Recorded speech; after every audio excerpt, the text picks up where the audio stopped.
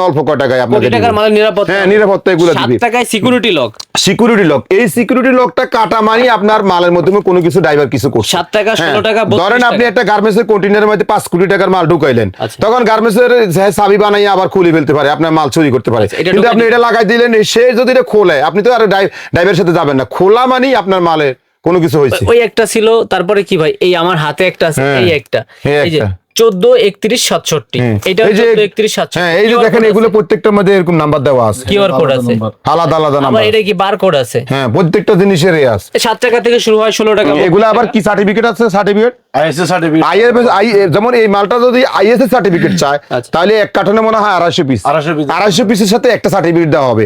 ISC certificate যদি নিতে চায়, তাহলে সেই ক্ষেত্রে মানে এটা গভর্নমেন্ট অনুমোদিত, rate তখন বাড়বে। রেট অনেক বেড়ে যাবে।